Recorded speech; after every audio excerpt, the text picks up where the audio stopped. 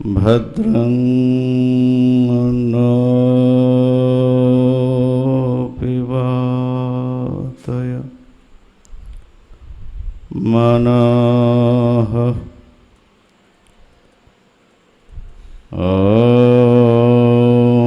शान्तिः शान्तिः शान्तिः।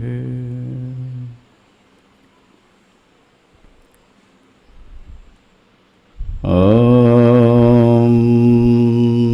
भद्रं नोऽपि वातय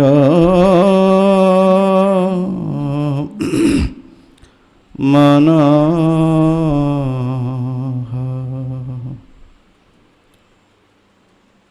ॐ शान्तिः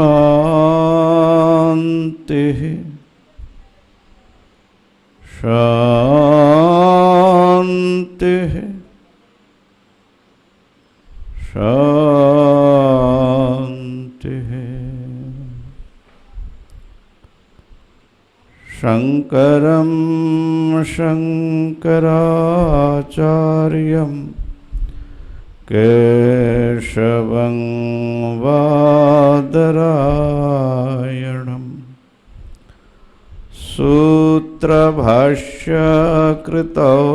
वन्दे भगवन्तौ पुनः पुनः।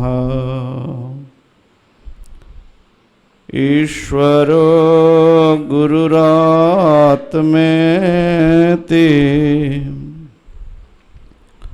मूर्तिभेद विभागिने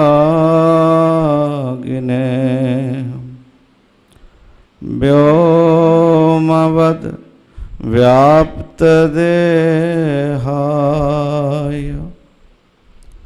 दक्षिणामूर्तये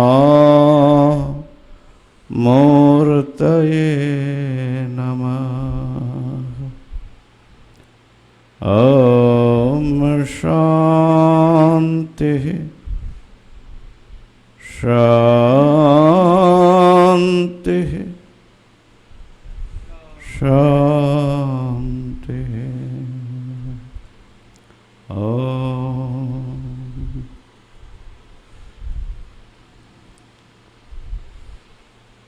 महादेव महादेव महादेव। विवेक चूड़ामणि के स्वाध्याय में सभी जिज्ञासुओं को स्वागत है। हम लोग साधन चतुष्टय की चर्चा कर रहे थे और उनमें वैराग्य और मुमुक्षुता की उत्कृष्टता भगवान शंकराचार्य जी बतला रहे हैं। 30वां और 31 ये दो जो श्लोक हैं, ये दोनों वैराग्य और मुमुक्षुता के उत्कर्ष प्रतिपादक हैं। और उससे पहले जो 29वां श्लोक हैं वो भी मुमुक्षुता की महिमा और वैराग्य आदि के साथ उसका जो अंतर संबंध है वो दर्शाते हैं कि मुमुक्षा मृदु या मध्य स्तर के होने पर भी वैराग्य के द्वारा, समाधि के द्वारा, गुरु कृपा से वो बढ़ाया जा सकता है। तो 30 और 31 ये दोनों श्लोक का उच्चारण कर ले, फिर विवेचन शुरू करते हैं। वैराग्यं च मुमुक्षुत्वं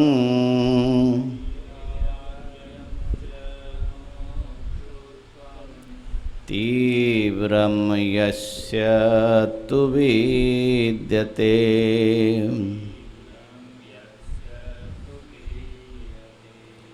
तस्मिन्नेवार्थवन्तः स्युः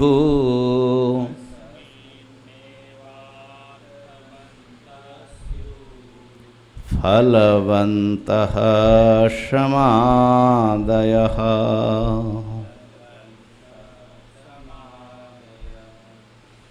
एतयोर्मन्दता यत्र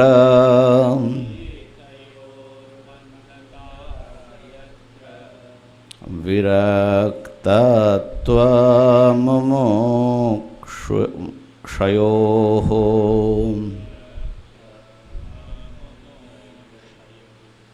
एतयोर्मन्दता यत्र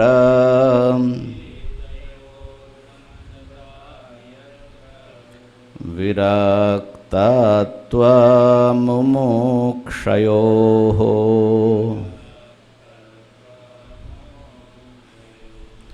मरौ सलिलवत्तत्र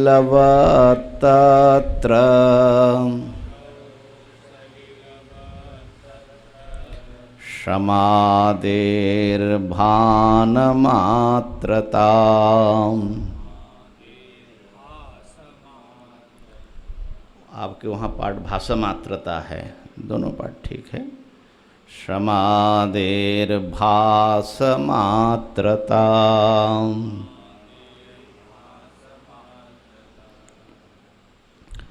वैराग्य और मुमुक्षुता जिनमें तीव्र हैं उन्हीं में समाधि सार्थक होते हैं, सफल होते हैं। और इन दोनों की मंदता 31वां जो श्लोक है, एतयोर माने वैराग्य और मुमुक्षुत्वयोः यत्र मंदता। अच्छा, स्वयं ही श्लोक में आया है अगले, विरक्तत्व मुमुक्षयोः एतयोर विरक्तत्व मुमुक्षयोः। मुमुक्षा विरक्तत्व, विरक्तस्य भाव विरक्तत्वम, विरक्त का भाव। तो विरक्त का भाव क्या है? वैराग्य। वैराग्य को ही विरक्तत्व कहा जाता है। माने कौन से गुण रहने पर किसी व्यक्ति को विरक्त कहा जाएगा? वैराग्य रहने पर। तो वही उसका विरक्तत्व धर्म है। तो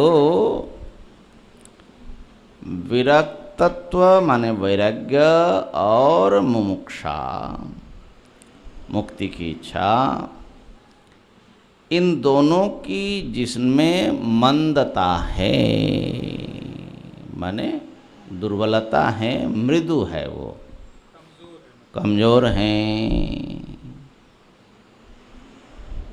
तत्र वहाँ पर मरौ सलिलवत, मरु स्थान में जैसे जल की प्रतीति होती है, वस्तुतः जल नहीं होता, इसी प्रकार उस साधक में शम दम आदि जो संपत्ति हैं, माने मन संयम, इंद्रिय संयम आदि, वो केवल आभास हैं। केवल उनमें मरु में सलिल की तरह ऐसे लगता है कि बड़ा जो हैं शांत हैं, इंद्रियां उनके काबू में हैं, ऐसा, लेकिन बहुत गहरे में ये चीज़ें नहीं हैं। क्योंकि ये चीज़ें गहरे में तभी जाएगी जब उनमें वैराग्य और मुमुक्षा ये दोनों रहेगी। तो ये एक बहुत बड़ी चीज़ है, मैं समझता हूँ कि भगवान भाष्यकार कह रहे हैं कि वैराग्य यदि नहीं है तो आपके जो संयम आदि गुण हैं वो थोड़े उथले हैं, ऊपर ऊपर है, वो बहुत डीप में गया हुआ नहीं है। ये बात कह रहे हैं। समादेर भासमात्रता। तो इस प्रकार से वैराग्य और मुमुक्षा तीव्र होनी चाहिए ब्रह्म जिज्ञासा के लिए, ब्रह्म विद्या प्राप्ति के लिए। कैसे होगा? वैराग्य और मुमुक्षा तीव्र कैसे होगी? उसके बिना तो वो अधिकारी नहीं है आत्मज्ञान का।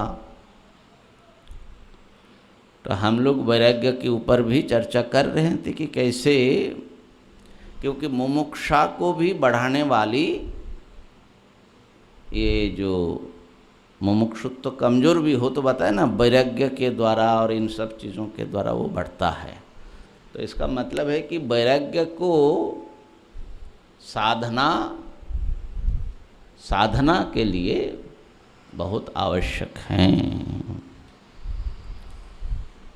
सांसारिक भोगों के प्रति विकर्षण, ये होने से जो आत्मज्ञान या आत्मसुख के प्रति आकर्षण माने मुमुक्षा, मुक्ति की इच्छा तीव्र हो सकती है।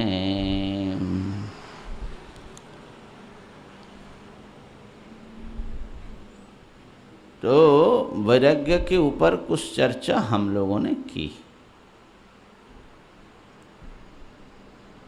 उस पर थोड़ी सी चर्चा और करेंगे। एक तो वैराग्य के ऊपर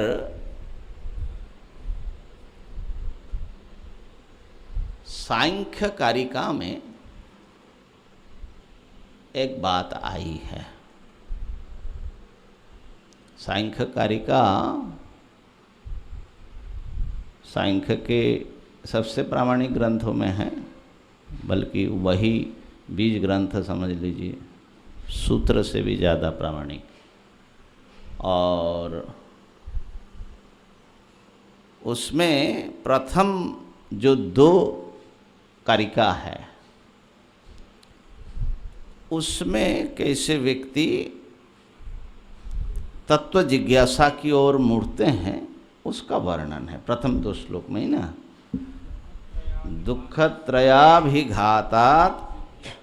जिज्ञासा तदपघातके हेतौ दृष्टे सा पार्था चेत नैकात्यत्यन्ततो अभावात् दृष्टवदानुश्रविकः स हि अविशुद्धि क्षयातिशययुक्तः तद्विपरीतः श्रेयान् व्यक्ताव्यक्तज्ञ विज्ञानात्। कैसे व्यक्ति आत्मजिज्ञासा की ओर मोड़ते हैं वो सूत्र रूप में बताया। दुःखत्रय का जब अभिघात होता है,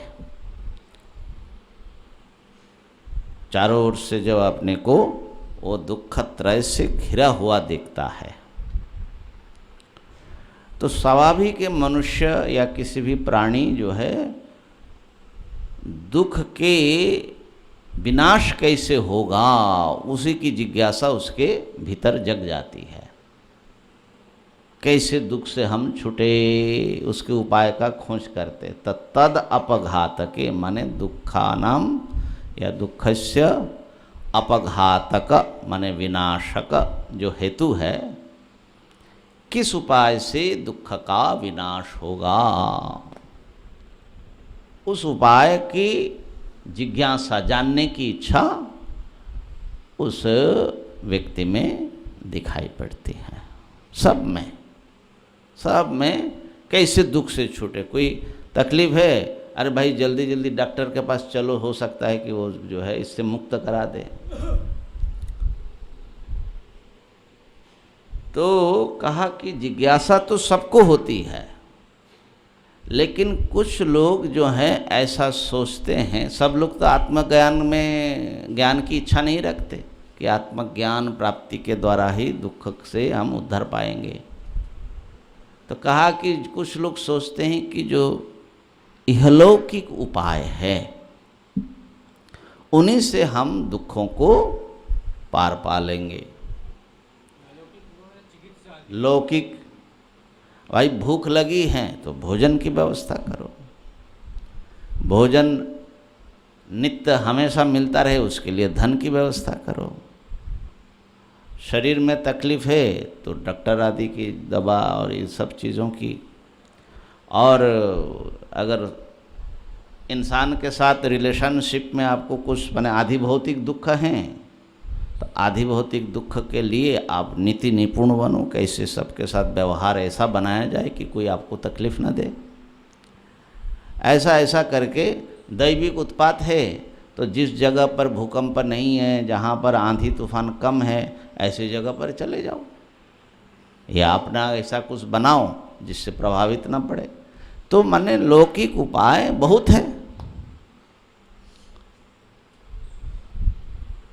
तो बहुत लोगों की जिज्ञासा, वो विश्वास करते हैं कि लौकिक पद्धति से ही हम अपने दुखों को समाप्त कर देंगे, सुखी हो जाएंगे। स्त्री पुत्र परिवार आदि ऐसे नीति निपुण जीवन होना चाहिए।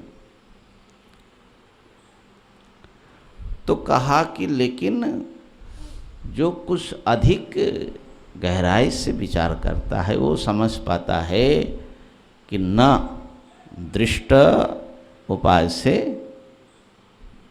दुख हमेशा के लिए और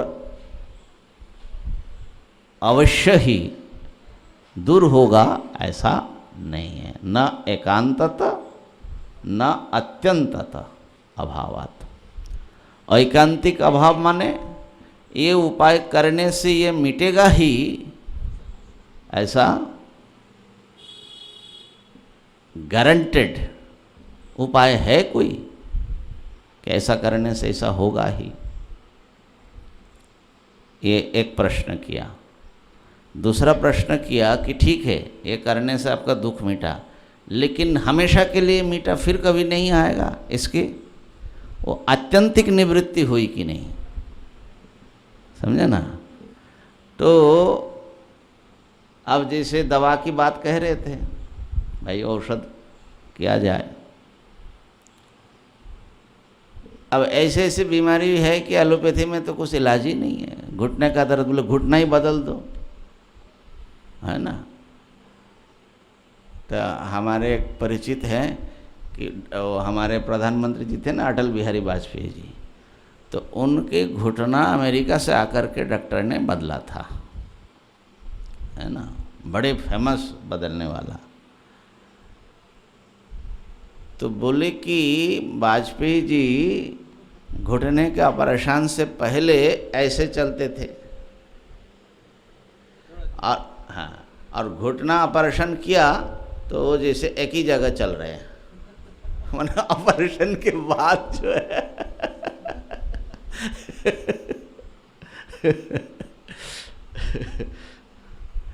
तो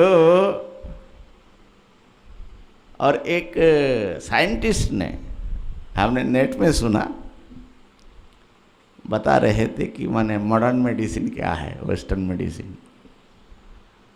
तो बताया कि कोलेस्टेरॉल की जो स्टैंडर्ड दवा है, हाई कोलेस्टेरॉल हो, बैड कोलेस्टेरॉल, तो उसको कम करने के लिए कोलेस्टेरॉल की दवा दी जाती है, माने खून में चर्बी ज़्यादा होने से। तो बोले कि बोले ये माने टेस्ट माने एक्सपेरिमेंट करके बता रहे हैं, किसी यूनिवर्सिटी के अंडर में ये टेस्ट हुआ। 300 लोग मरीज पर, रोगी पर कोलेस्ट्रॉल की दवा दिया गया। उसमें एक व्यक्ति पर ये जो है काम किया। मैं हैरान हो गया सुन करके। माने अपने कान से अगर उनको ऐसा नहीं सुनते तो शायद पूरा बोले कि आप दवा लेने से पहले आप जाएंगे तो क्लिनिक में डॉक्टर फट से लिखेगा आपका हाई कोलेस्ट्रॉल, तो आप बोले कि दवा खाने से पहले डॉक्टर से पूछना, डॉक्टर साहब कितने लोगों पर ये काम करता है, कितने परसेंट, माने 1% भी नहीं, 300 में एक जन, माने 1/3%। तो बोले कि फिर भी हो सकता है कि आपके मन में ये हो सकता है कि अच्छा वो 300 में से वो एक व्यक्ति मैं ही हो सकता हूँ, आखिर कुछ तो करना पड़ेगा ना इसको कम करने के लिए। तो इसलिए वो फिर भी आप खाने के लिए तैयार हो सकते हैं। तो बोले फिर रुक जाइए, दूसरा प्रश्न पूछिए कि ये 300 लोगों में से कितने लोगों पर ये दवा नेगेटिव इम्पैक्ट किया है, माने साइड इफेक्ट, हाँ बैड इफेक्ट। तो बोले कि रिसर्च बताता है कि 15 माने 300 में 15 लोगों पर वो उल्टा असर पड़ा है ना। तो बोले कि फिर भी आपको लगता है 300 में 15 लोगों के ऊपर गलत पड़ा तो बाकी तो कुछ नहीं हुआ, लेकिन मतलब क्या हुआ कि 300 लोगों में से एक व्यक्ति को ठीक किया और 15 को और नरक बनाया और बाकियों का ऊपर जो है फालतू का पैसा, और जो भी बाद में क्या होगा क्या पता, कुछ और सालों के बाद अगर वो खाते ही जाए तो बोले कि ये है हमारे मॉडर्न मेडिसिन। हाँ, उनको शायद जानकारी होने पर भी नहीं बताता है, बोले डॉक्टर बताता नहीं है, और जो फार्मा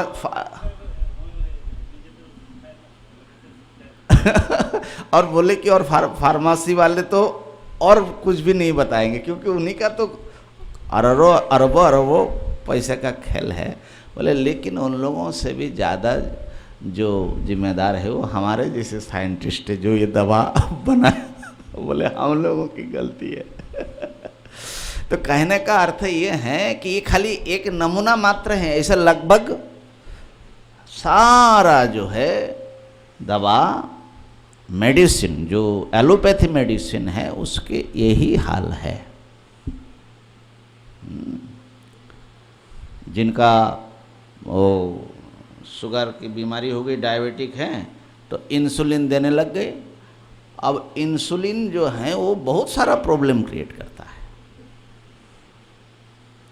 तो जो भी हो वो तो जो डॉक्टर लोग हैं, विशेषज्ञ लोग हैं उनकी, लेकिन ये बात सही है, ये पुराने ज़माने से ये चली आ रही थी।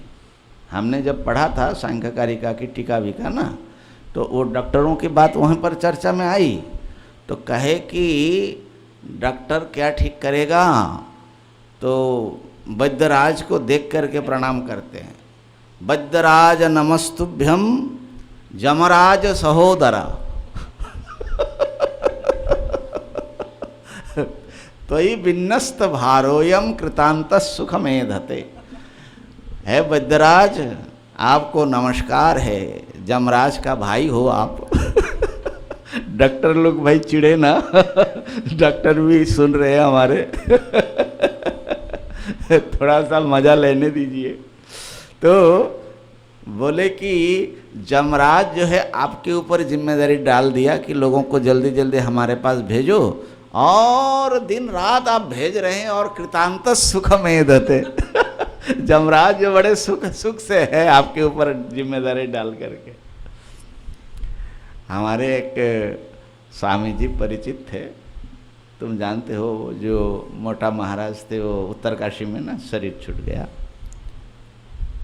तो वो किसी मिशन से जुड़े हुए थे और सबसे पहले उनके हॉस्पिटल सेंटर में उन्होंने कई वर्ष, माने अब ये सब नाम मत लीजिए कहाँ का है।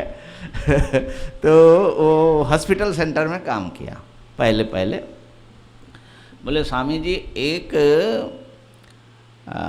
डॉक्टर अच्छा डिग्री लेकर के आया, शायद बाहर से कि कहाँ से, तो वो अब प्रैक्टिस शुरू करेगा। तो जो शुरुआत करने वाले हैं वो ऐसे चैरिटी में जाना पड़ता है, क्योंकि उनको वो बनाना होता है परिचय। बोले छोटा ऑपरेशन भी उनको दे, माने पेट का, ये जो है ना पेट वाला पोर्शन, बोले ये फटाफट मार रहा है। माने बोले हम लोग सब परेशान हो गए, माने सामान्य ऑपरेशन, लेकिन उनका पेशेंट खत्म हो रहा है। बड़ा हल्ला हो गया। बोले लेकिन 2 साल ऐसा चला। हाँ, उसके बाद बोले वो भी बड़ा सच्चा डॉक्टर था, वो हर ऑपरेशन में क्या गलती है वो सोच करके उसका संशोधन करता। बोले 2 साल के बाद उसका हाथ ऐसा हो गया कि माने उसका बड़ा नाम हो गया, मास्टर हो गया, मार के। यही मैं कहने वाला था।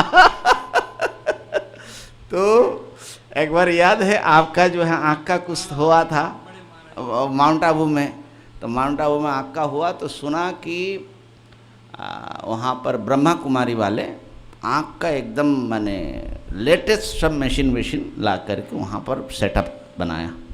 तो इनके रेटिना का प्रॉब्लम था, तो हमको बड़ा अच्छा लगा। अच्छा, रेटिना का प्रॉब्लम है और जुगाजुग नया मशीन, लेटेस्ट मशीन है, तो बड़ा अच्छा ही होगा। और महात्माओं का माने लगभग फ्री में ही कर रहे थे, हम बड़े खुश हैं। लेकिन वो बड़े महाराज जो ब्रह्मलीन महेशानंद जी महाराज, तो उनको हम पूछे, माने दूसरे दिन जाने वाले थे, तो शाम को पूछे। अब महाराज थे माने मेडिसिन पढ़ा हुआ वहाँ अमेरिका से, और समझ ही बन गए। तो कहने लगे भाई नया मशीन लाया, वो डॉक्टर जो है मशीन चलाएगा, तो हमारे ही ऊपर उसका प्रयोग करने के लिए क्यों हम तैयार हो रहे हैं। तुम उसमें मत जाओ, क्या कर देगा, आँख का मामला है। हम दिल्ली भेजते हैं, और दिल्ली में कुछ हमारे परिचित है पुराना। तो मेरे ख्याल से तुम्हारे यहाँ आँख बच गई, नहीं तो ये सब कहानी सुन करके मन अरे राम है ना। और मेडिकल माने कॉलेज में अगर गएंगे तब तो काम हो गया, सारा स्टूडेंट आपका चीर फाड़ करेगा। तो सिखाता है काट करके, ये फलाना है, ये ठिकाना है। तो खैर माने एकांत रूप से आपका दुख दूर होगा, इस उपाय से अवश्य ही दुख दूर हो जाएगा। ऐसा कोई लौकिक उपाय नहीं होता है किसी भी दुख का, खाली शारीरिक, मानसिक, आदि भौतिक। नीति भी कितने बार फेल हो जाता है ना। बहुत बार नीति बार इसीलिए बदलना पड़ता है, नीति बदल करके।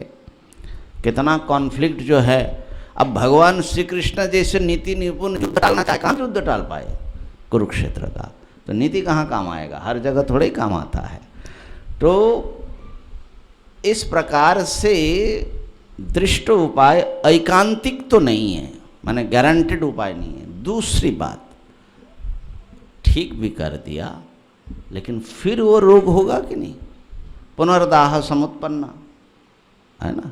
तो आत्यंतिक माने हमेशा के लिए, अब जैसे शुगर की दवा है, खाते रहो, कम माने कंट्रोल में रहेगा, फिर एक समय जा कर के तो वो दवा काम नहीं करता है। तो कोई भी आत्यंतिक निवृत्ति नहीं कर सकता दृष्ट उपाय।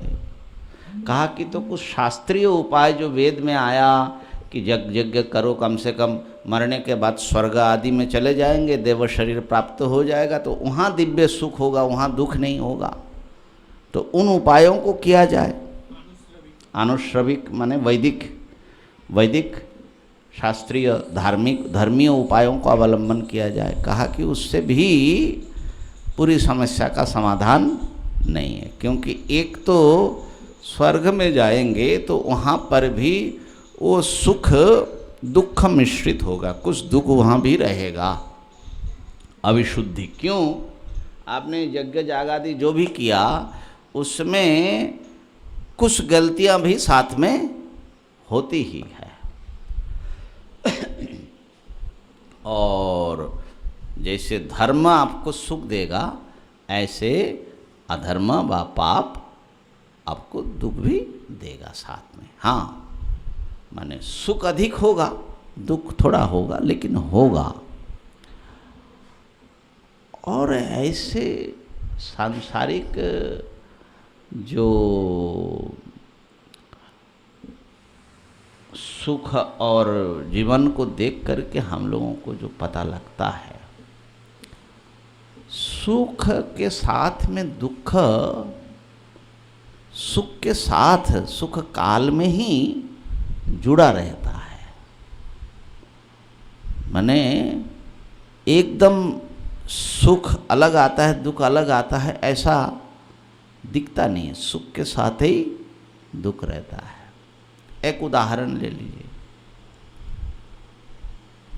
कोई गृहस्थ व्यक्ति हैं,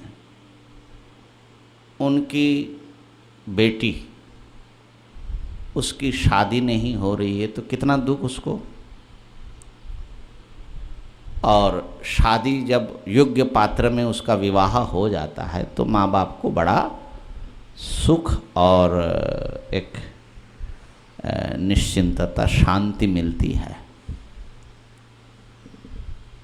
लेकिन शादी करके बेटी जो चली जा रही है, उसका दुख भी होता है कि नहीं?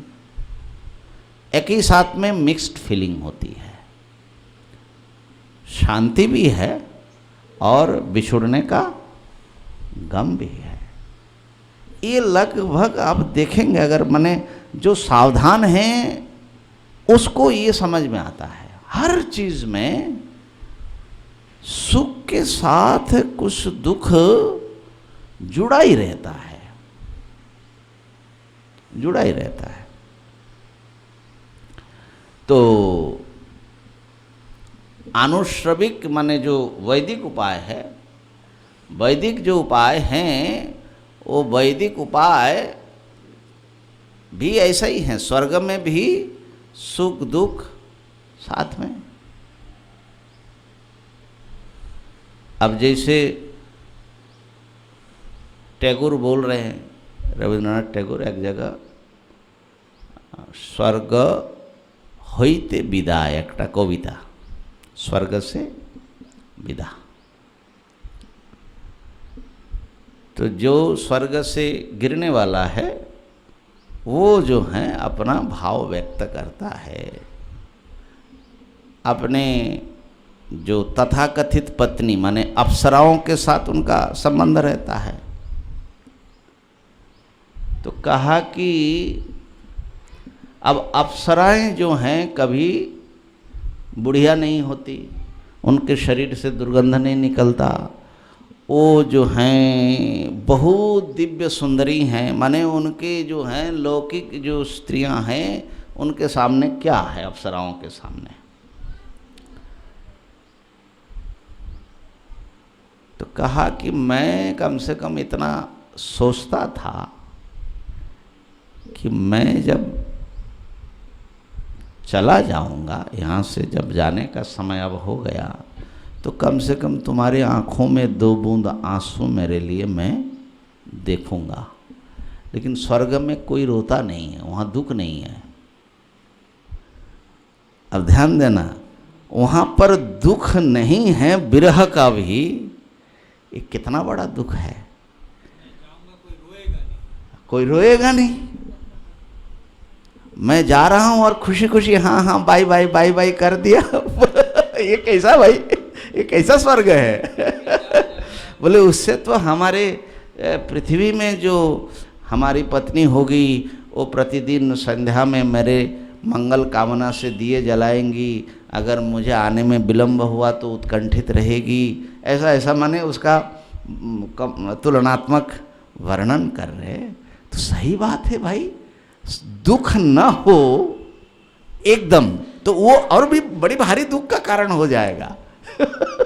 माने बड़ी सूक्ष्म चीज है कि नहीं। तो अविशुद्धि और क्षय तो प्रसिद्ध ही है, क्षीण पुण्य होगा और गिरना ही पड़ेगा, क्योंकि आपने कमाया पुण्य के बल पर वहाँ गए। पुण्य खत्म माने पैसा खत्म। अब 5 स्टार होटल हो 7 स्टार हो, आपको धक्का मार करके निकालेंगे। मर्त्यलोकम विशन्ति, उसका भी बड़ा भारी ताप। और अतिशय युक्त, सबसे बड़ा दुख है कि स्वर्ग में भी बहुत सारी श्रेणियां हैं, कैटेगरी है। आपने एक यज्ञ के बल पर स्वर्ग पहुंचा तो स्वर्ग में आपको जो है झोपड़ी मिलेगी। हाँ, झोपड़ी अच्छा है, सब सुविधा रहेगी, लेकिन जो 100 यज्ञ करके स्वर्ग पहुंचा है उसको कैसा मिलेगा? तो वो आपके सामने महल में रहेगा। तो अपने को बहुत छोटा देखना, और ये हमसे ज़्यादा, देखो हमारा जो विमान है सबके पास वहाँ प्लेन होता है मैंने अपना अपना विमान, लेकिन हमारे विमान जो है बहुत ऊंचा नहीं उड़ सकता, उसमें जो है बहुत सारी फैसिलिटीज़ नहीं है, और इनके सामने ऐसा है, कैसा हमारे सामने जा रहा है, तो दुख होगा कि नहीं होगा? स्वर्ग में भी जब राजा है तो राजा देवराज का सुख कैसा होगा? तो अतिशय माने अधिक से अधिक तारतम्य युक्त वहाँ पर सुख है, वो भी दुख का कारण है। तो स्वर्ग जाने से भी आपको दुख से मुक्ति नहीं मिलेगी। तो क्या करें महाराज? कहा कि इसीलिए ये जो संसार का सुख है, चाहे इहलोक में हो चाहे स्वर्गलोक में हो, ये दुख से ही युक्त है। इसलिए त्रिविध दुखों से अगर तुम सचमुच मुक्ति चाहते हो तो आत्मज्ञान प्राप्त करो। व्यक्त अव्यक्त को जानने वाला जो ज्ञान है, ज्ञाता, उसको जानो, उसी से आपको दुख की मुक्ति मिलेगी। ऐसे जो हैं विचार के एक निष्कर्ष के रूप में वो जिज्ञासु बनते हैं। तो इसमें सांख्यकारी कारिका पर ना एक टीका है, माठर वृत्ति। माठर वृत्ति बड़ी सुंदर टीका, बहुत पुरानी। तो उसमें एक कथा कपिल मुनि के संदर्भ में लिखा है, मैंने सांख्य दर्शन का प्रचार कैसे संप्रदाय प्रारंभ हुआ। तो महर्षि कपिल का शिष्य था आसुरी, उनका शिष्य पंचशिख, ऐसा परंपरा से। तो कपिल महर्षि आत्मज्ञान देने के लिए किसको दिया जाए, तो अपने योग्य किसी अधिकारी को ढूंढने लगे। उनका तो दिव्य दृष्टि है, तो विचार करके देखा कि ये जो आसुरी है, ये आसुरी नाम है, असुर नहीं है, आसुरी नाम है उनका। तो आसुरी जो है, ये सब में जितने लोग हैं इनमें से ये जो है द बेस्ट हैं, ये जो है इसको ले सकता है। लेकिन यह है गृहस्थ, जब तक गृहस्थ सुख से वैराग्य न हो तब तक तो ये ज्ञान का वो जो है वो चाहेगा ही नहीं। तो एक दिन भिक्षा करने के लिए, महर्षि कपिल तो सन्यासी थे ही, भिक्षा करने के लिए आए आसुरी के पास। आसुरी ने जैसे गृहस्थ का धर्म है, बड़ा सेवा किया, भोजन वोजन कराया। तो महर्षि कपिल ने पूछा, भो आसुरे रमसे गृहस्थ धर्मेण। आसुरी, गृहस्थी में मजा आ रहा है, रमसे मन लग रहा है। तो आसुरी बताता है, रमे भो, बड़ी कृपा है महाराज, बड़ा आनंद है, बड़ा आनंद है। महर्षि कपिल चले गए। अब क्या करे, बड़ा आनंद ले रहा है, चला गृहस्थी सुख में, तो कैसे, अब आत्मज्ञान का अधिकारी नहीं है। 1000 साल प्रतीक्षा किया। देखिए आत्मज्ञान के अधिकारी कितना दुर्लभ है, ये भी एक कथा का उद्देश्य है। 1000 साल बाद पुनः आया, बड़ी सेवा पूजा की, फिर पूछा वही प्रश्न, भो आसुरे रमसे गृहस्थ धर्मेण। गृहस्थोचित धर्म से, कर्तव्य से तुमको अभी भी आनंद आ रहा है? वो फिर उत्तर देता है रमे भो। बड़ा आनंद है महाराज, बड़ी कृपा है। महर्षि कपिल फिर चले जाते हैं, फिर 1000 साल प्रतीक्षा करते, 1000 साल बाद पुनः आते हैं। आकर के फिर वही प्रश्न उनका, खाने पीने के बाद, भो आसुरे रमस्य गृहस्थ धर्मेण। लेकिन इस बार आसुरी का चेहरा थोड़ा बदला हुआ है। कहा कि न रमे भो महाराज, नहीं, बड़ा झंझट है, मन उब गया है। चलो हो गया तुम्हारा टाइम। आसुरी उनके पीछे पीछे निकल जाता है ना। तो जब तक राग का परिपाक न हो, माने आपका मन उबे ना इन सब चीज़ों से कि बस वही चीज़ वही चीज़ वही चीज़। हाँ, माने इसी को वैराग्य, उबने का मतलब वैराग्य ना। वो तो एक योग्य अधिकारी थे, योग्य अधिकारी थे। माने 1000 जो साल जो धर्म के पथ पर वो चल रहे थे ना, तो धर्माचरण से सकाम धर्म भी आचरण करते करते, कर्तव्य करते करते व्यक्ति का एक चित्त शुद्ध होता है। और चित्त शुद्धि होने पर ही उसको इन सुखों में जो इसकी जो माया है, माने इसका जो बंधन है, दुख रूपता है, वो समझ में आता है। तो मैं ये कहना चाह रहा था कि जो वैराग्य हैं, वैराग्य जो हैं, जीवन भर के जो अनुभव है और विवेक है, विचार है, माने अनुभव माने अंधे की तरह नहीं, जो सजग होकर के इनको समझने की कोशिश करता है, उसका एक निचोड़ निकलता है। जैसे क्रीम निकलता है, दूध को फेंटते रहने से क्रीम आता है, ऐसे ही ये जीवन के अनुभवों का एक निचोड़ के रूप में ये वैराग्य आता है। वैराग्य कोई काल्पनिक चीज़ नहीं है। ये वैराग्य जो है हवाई चीज़ नहीं है। ये आपके जीवन के अनुभव से भीतर से आएगा। हाँ, ये हो सकता है कि जो बहुत शुद्ध चित्त है, बुद्ध भगवान ने एक बार में वो वृद्ध व्यक्ति को देखा, जराग्रस्त को देखा, एक मुर्दे को देखा, वो बिल्कुल सब जगह उनको वार्धक्य, जरा व्याधि, मृत्यु दिखाई पड़ने लगा। तो इन चीज़ों की जो एक यूनिवर्सलिटी है, इन चीज़ों की माने सब में सबको यही चीज़ों से गुजरना है और अपरिहार्यता माने इससे आप बच नहीं सकते, लौकिक उपाय से भी नहीं, अन्य उपाय से भी नहीं। तो फिर क्या करें? तो इन चीज़ों से वैराग्य होता है, तभी ना वो क्या करे, फिर इसका विचार करते हैं। तो वैराग्य ये देहस्थि मांस रुधिर। देखिए, हम सब जानते हैं कि सब मरेंगे, लेकिन एक एकदम छोटा बच्चा हो जिसने कभी मौत देखा नहीं, उसकी बात जाने दीजिए, लेकिन इंसान तो जानता ही है कि मृत्यु, मरना पड़ेगा। वैराग्य क्यों नहीं होता? जबकि मृत्यु के स्मरण मात्र से व्यक्ति को दहल जाना चाहिए और उससे कैसे बचे।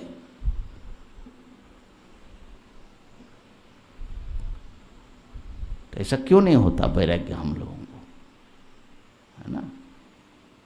क्योंकि मृत्यु होगा ये जानने पर भी इस पर हमको भरोसा नहीं है, विश्वास नहीं है। हम ऐसा विश्वास करते कि भीतर भीतर कि शायद मैं बच जाऊंगा।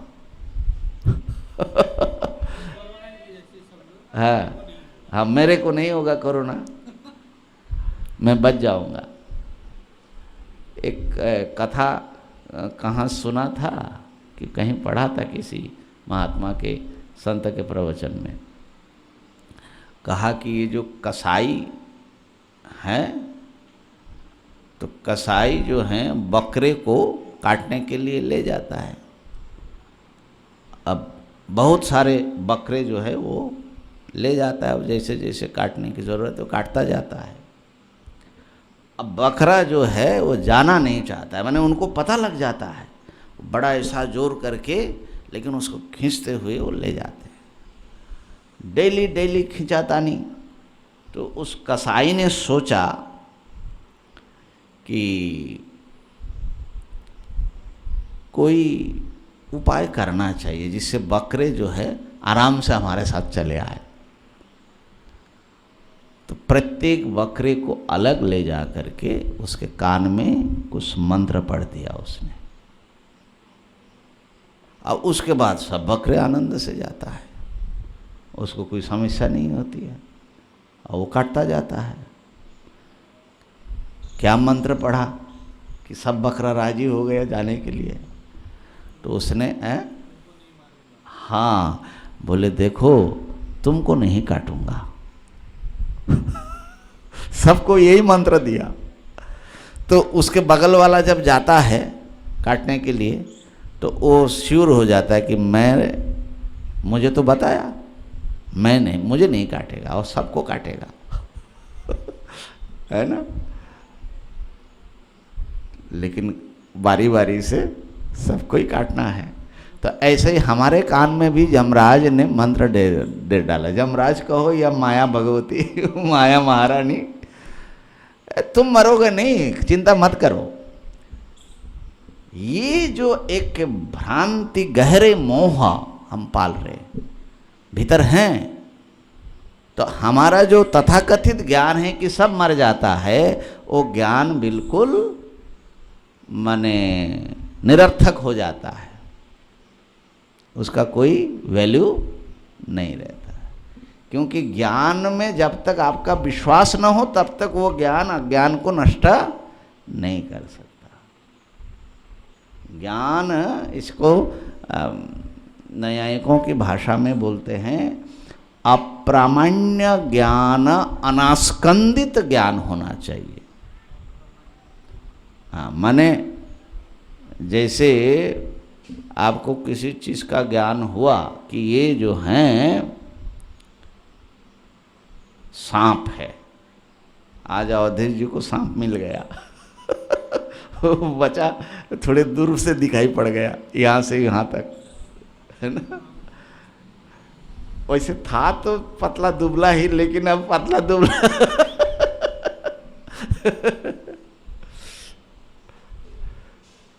तो अच्छा देखो, प्रतिदिन प्रायः वो जगह मैं आगे आगे जाता हूँ।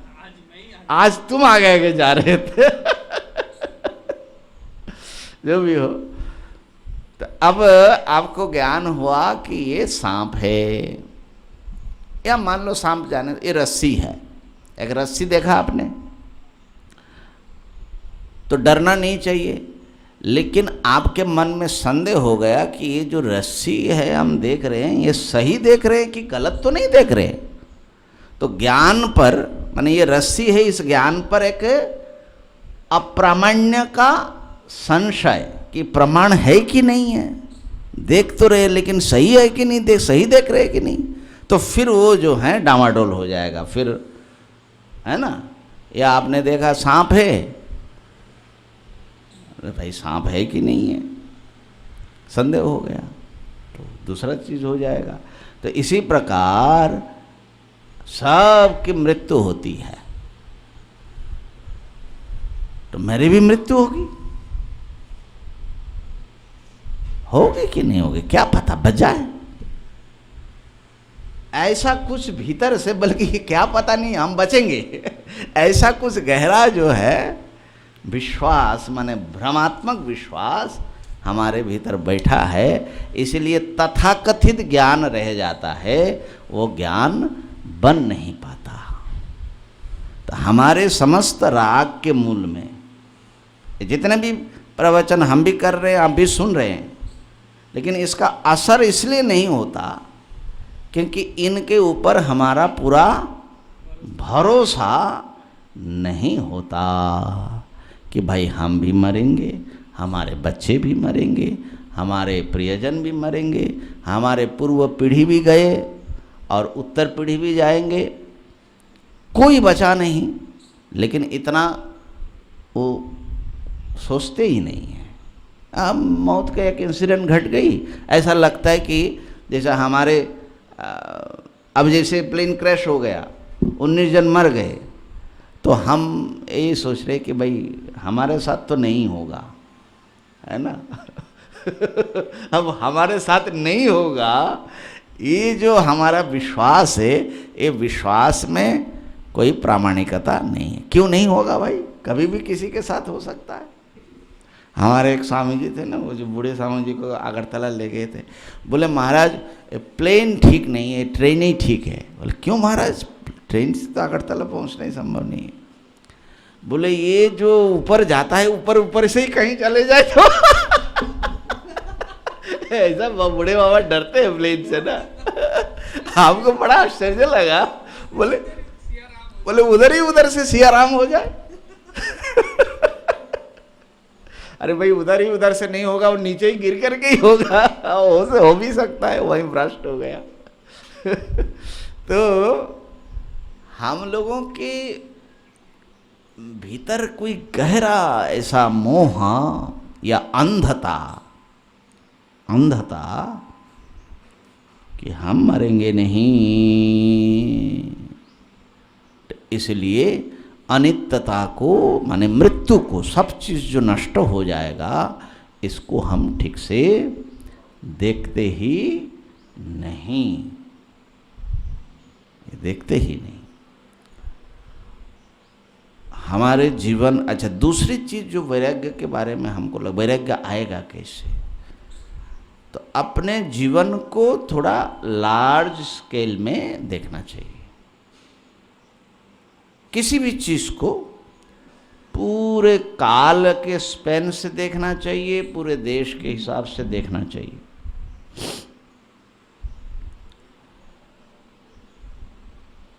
क्योंकि हम तात्कालिक सोचते हैं 20 साल बाद क्या होगा, इतना देखने का हमारी दृष्टि जाती नहीं है। विवेकी जो होगा वो थोड़ा आगे तक देख करके, उसको समझ करके वो निर्णय लेता है। हमारा सारा जो है, जैसे मैं कई बार बताता हूँ कि जो घोड़े को ऐसा अंधा बना करके रखते हैं, जीना पहना करके, वो उतना ही देखता रहता है। तो माया जो है हमको जीवन के पूरे प्रेक्षापट में इसको सही ढंग से देखने नहीं देते।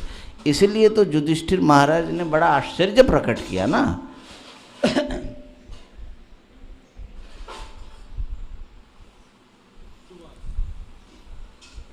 आश्चर्य प्रकट किया।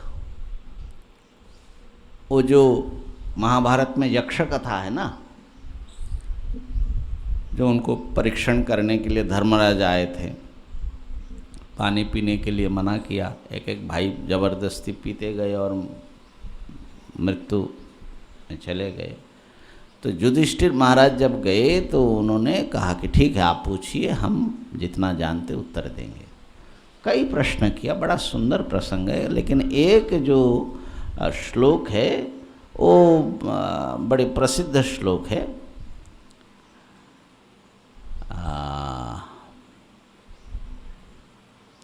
का वा वार्ता किमाश्चर्यम कह पंथा सुखिनश्चके,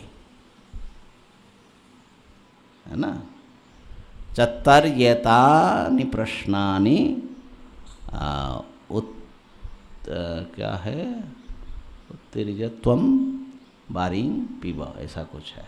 मैंने इसका 4 प्रश्न हमारे उत्तर दे करके तुम पानी पी लो। तो पहला प्रश्न है का वार्ता, वार्ता माने समाचार, समाचार क्या है। दूसरा है आश्चर्य क्या है। तीसरा है पथ क्या है, रास्ता कौन सा है। चौथा है सुखी कौन लोग है? 4 प्रश्न, बड़ा सरल प्रश्न, लेकिन उत्तर दीजिए तो पता लगेगा। आज का समाचार नहीं पूछा वार्ता क्या है, इस संसार का खबर सुनाओ, संसार की वार्ता क्या है, और इसमें आश्चर्य क्या चीज है, और चलने के लिए रास्ता कौन सा है, इंसान के चलने के लिए रास्ता पूछ रहे हैं। और सुखी कौन होते हैं, और चारों ही उत्तर बड़ा यूनिक उनको, युधिष्ठिर महाराज बड़े ज्ञानी थे, बहुत ही दिव्य उत्तर है और इससे संदर्भ से जुड़ता है ये। पहला बताया कि वार्ता क्या है, समाचार सुनिए। हमने जब पहली बार पढ़ा तो बोले कि इतने में पूरे संसार का समाचार बता दिया, हम तो क्या क्या समाचार बताते, है ना। अगर आपसे पूछे कि आपके जीवन भर का जितना भी जिया आपने, 2-4 शब्द में उसका निचोड़ बता दो, क्या माने आपको मिला, क्या नहीं मिला, क्या इसका सार, क्या नहीं बता पाएंगे हम लोग प्रायः, क्योंकि हम इस ढंग से एक निष्कर्ष निकालने का हमको आदत ही नहीं है। तो पूछा कि वार्ता क्या है, तो युधिष्ठिर महाराज बताते हैं कि अस्मिन् महामोह मये कटाहे सूर्याग्निना रात्रिदिवान्धनेन मासर्तुदर्वी परिघट्टनेन भूतानि कालः पचतीति वार्ता। कहा कि ऐसा है, सब प्राणियों को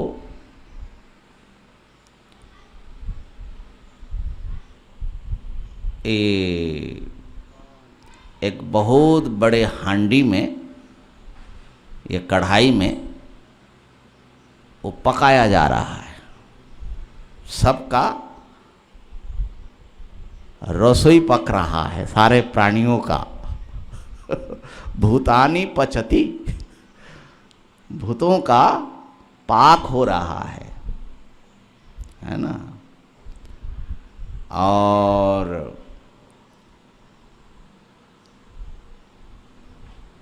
जो वो कढ़ाई में पकते पकते जो पक जाता है ना, तो मेरे ख्याल से पकाने वाला उठा उठा करके, जैसे आप लोग जो सब्जी बनाते हो, ये चावल जो है ना, थोड़ा दबा करके देखते ना सिद्ध हुआ कि नहीं, बोले हुआ नहीं, अच्छा फिर दबा, फिर डाल दो उसी में, गर्म पानी में पक जाए तो हम लोगों को जो है उठा उठा करके काल माने रसोईया जो है वो देखता है पका कि नहीं पका, बोले पका, आधा पका है, थोड़ा और करने दो तो युधिष्ठिर महाराज बोल रहे हैं कि भूतानि पचती इति वार्ता, सारे प्राणी को पकाया जा रहा है, यही खबर है। अरे महाराज कौन पका रहा है, किसमें पका रहा है? कहा कि कालः पचति, ये जो काल है ये सब को पका रहा है। देखिए पेड़ पर एक पत्ता कितना जब नया आता है उसका कैसा रंग, कैसी कोमलता कैसा होता है, फिर धीरे धीरे पक करके कड़क होता है, फिर धीरे धीरे उसका हरापन कम होते होते पीला हो जाता है, और पीला हो करके एक दिन गिर जाता है। सब चीज़ पक रहा है, फल भी पक रहा है ना, पत्ता पक रहा है, फल पक रहा है, वृक्ष भी पक रहा है, सबका पाक हो रहा है, लेकिन पका कौन रहा है? कालः पचति, काल जो है वो रसोईया है, पाचक है, वो पका रहा है। बोले कैसे पका रहा है महाराज? पकाने के लिए तो कढ़ाई चाहिए, उसमें जो है आग चाहिए, उसमें आग जलाने के लिए ईंधन चाहिए, और फिर पकाने के लिए जो है वो दरबी चाहिए, करछी पलट पुलट करके अच्छी तरह पकाना, तभी तो। ये सब कौन है, क्या है? बोले सुनो, अस्मिन महामोहमयी कटा है, एक बहुत बड़ा कढ़ाई है, उस कढ़ाई पर ये सारे प्राणियों को डाल दिया गया है। बोली कढ़ाई कौन सा कढ़ाई है महाराज, कहाँ से लोहा मिला इतना बड़ा? बोले नहीं, लोहे का नहीं है बना हुआ। कढ़ाई किसका बना हुआ है? महामोहा। महामोह, महामोह क्या है भाई? ये मैं और ये मेरा, ये मैं और मेरा करते करते करते करते ये पक रहे हैं हम लोग। यही महामोह है, महान मोह। माने इसको, ये कढ़ाई जो है इतना मजबूत है और इसमें जो चढ़ा वो पकेगा ज़रूर है ना। अशनम में वसनम में, जाया में बंधु वर्ग में, इति में प्रकुर्वाणम कालो वृकः हंति पुरुषाजम। बोले कि ये जो बकरा है, पुरुष बकरा, ये इंसान जो है वो बकरा है, पुरुष अज, अज अज माने बकरा। बोले बकरा क्यों बोल रहे हो उनको, पुरुष को? कहा कि बकरा क्या करता है, वो कुछ भी हो, मैं करता है कि नहीं? बोले हाँ मैं तो करता है। तो बोले ये तुम भी तो मैं कर रहे हो? बोले कैसे? अशनम में, मैं माने संस्कृत में मेरा, ममा है ना। ये जो भोग्य वस्तुएं हैं ये सब मेरा है, भोजन मेरा है। वसनम में ये कपड़ा मेरा है। जाया में ये पत्नी मेरी हैं। बंधु वर्ग में ये आत्मीय स्वजन परिवार ये सब मेरे हैं। तो हर चीज़ जो आप देखते हो मेरा मेरा मेरा मेरा निरंतर होता रहता है। तो ये भीतर से मैं बोलते रहते कि नहीं व्यक्ति। अब मैं बोलने वाला बकरा है, अब बकरा जो है वो मारा जाता है। इति में प्रकुर्वाणम कालो वृकः, काल रूप जो वृक माने भेड़िया है, नेकड़े, वो इस बकरे को मार के खा जाता है। कालो वृको हंति पुरुषाजम। असल में इसलिए शास्त्र में बताया ममेति बंधनम प्रोक्तम न ममेति विमुच्यते। जिस दिन आपके दिल से मेरा नहीं मेरा नहीं मेरा नहीं, कुछ भी शरीर से लेकर माने बाहरी दुनिया और शरीर भीतर की दुनिया मेरा नहीं हो जाएगा, जिस दिन आप निर्मम हो जाओगे, निर्ममो निरहंकार स शांतिम अधिगच्छति। तो युधिष्ठिर महाराज बता रहे कि ये महामोह मेरा मेरा मेरा मेरा ये इतना मजबूत मोह है, मैं इनका, ये मेरा, ये आइडेंटिटी बना लिया हम लोगों ने। ये हमारा परिचय कैसा है, मैं इन लोगों का और ये सब मेरे अपने हैं। इस महामोह कढ़ाई में सब फंसे हुए हैं इसके भीतर। महामोहमय कटा है सूर्याग्निना। सूर्य भगवान ये है अग्नि, उस कढ़ाई में निरंतर आग लगी हुई है और सूर्य रूप अग्नि में ईंधन क्या है? कहा कि दिन और रात, रात्रि दिवा ईंधनेन, एक एक दिन जलता है। जलने से जो लकड़ी अगर आग में डालो तो वो कैसा होता है, उजाला प्रकाश होता है ना, तो दिन जल रहा है आपका। और जल करके लकड़ी क्या बन जाता है, कोयला, काला काला। तो काला क्या है, रात्रि। तो दिन जल करके कोयला बन रहा है, एक एक ईंधन सूर्य के अग्नि में जल रहा है। कहा ठीक है, आग भी समझ में आ गया, ईंधन भी दिन रात हैं, और कढ़ाई भी समझ में आ गई। लेकिन वो जो उलट पुलट करना है, वो करछी दरवी, वो क्या है, मास ऋतु, ये जो हैं दरवी हैं काल के हाथा है ना, खुंती खुंती।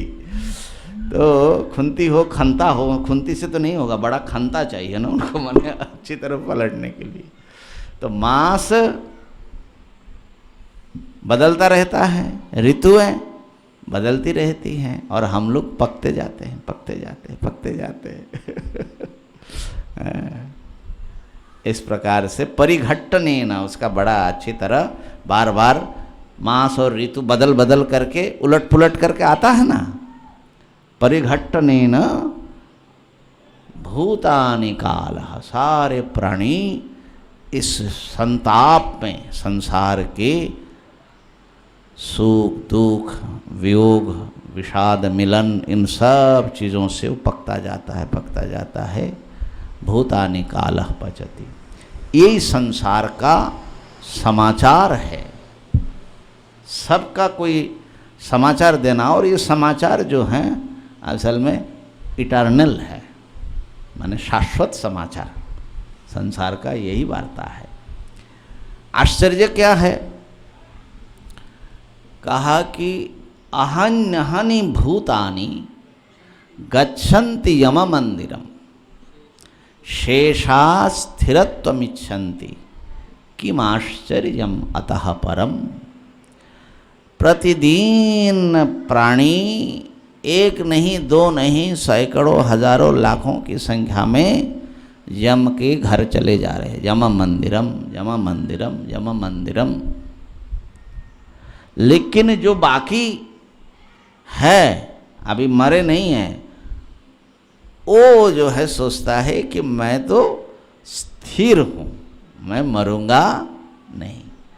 तो वो जो है मरने से अस्वीकार करता है।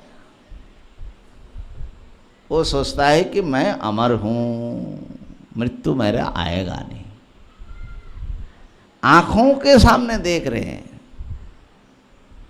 ये दादाजी गए, पिताजी गए, चाचा जी गए, जेठा ताऊ जी गए, हमारे बराबर के भी एक दो चले गए, चले जा रहे हैं, माने चले जा रहे हैं।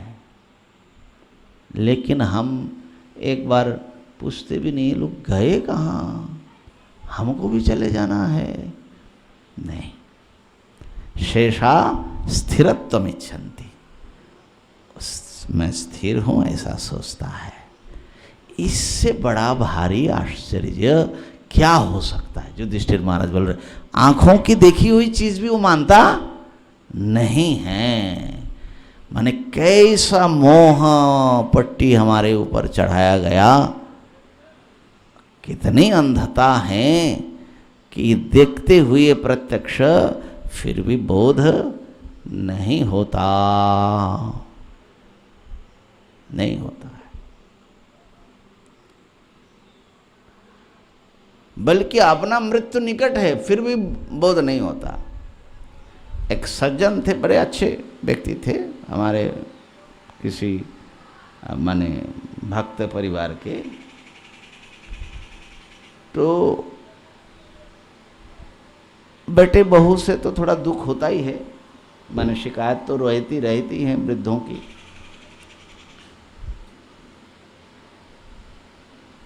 और बहुत जब बीमार पड़े तो मैं देखने गया, तो मैंने कहा बाबूजी अब तो डॉक्टरों ने कह दिया कैंसर हो गया, बचेंगे नहीं। तो हमको देख कर वो कहता कि बस आप आ गए, आपके दर्शन से यही भरोसा हो रहा है कि मैं ठीक हो जाऊंगा। हमने कहा हेलो भैया, लेकिन फिर भी मैंने हिम्मत करके उनको कि मैंने सच्चाई का व्यक्ति ये मोह रख कर के क्या जाना तो निश्चित ही ये थोड़े ही दिन में चला जाएगा। तो हिम्मत किया, मैंने कहा कि ऐसा है अब तो ज़्यादा समय आपके पास है नहीं। और उनके बेटे जो है श्राद्ध आदि इन सब माने क्रियाकांड में भी वो बहुत ज़्यादा बिलीव नहीं करते हैं, वैसे ही माने संस्कार उतना गहरा गया नहीं। तो मैंने कहा कि अभी भी समय है, लास्ट टाइम है, कुछ दान आदि, अभी तो कुछ दूसरा कुछ हो नहीं सकता धर्म कर्म, तो कुछ दान पुण्य कम से कम कर लो, अपना जो कुछ है वो कुछ से कुछ दान कर लो, परलोक में काम आ जाएगा।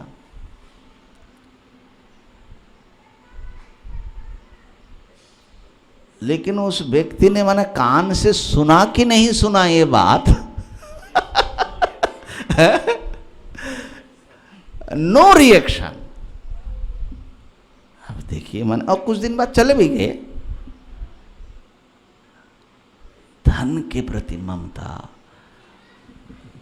बच्चों के प्रति ममता, घर के प्रति ममता छोड़ करके चले जा रहे हैं।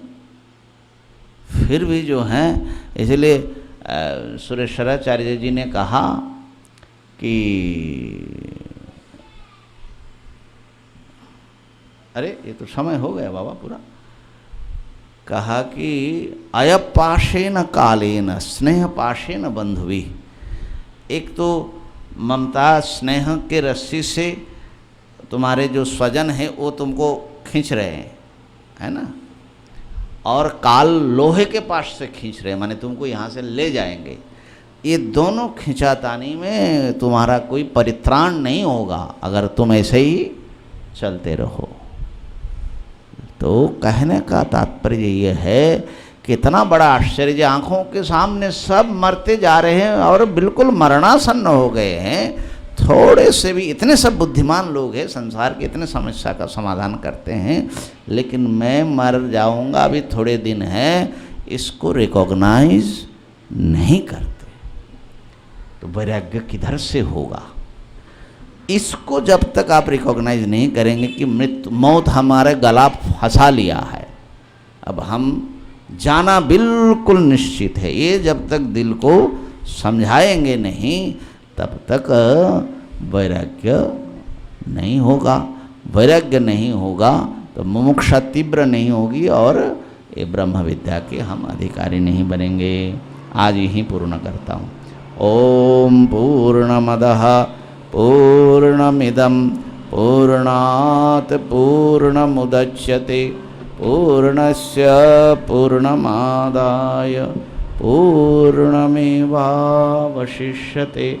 ओम शांति शांति शांति।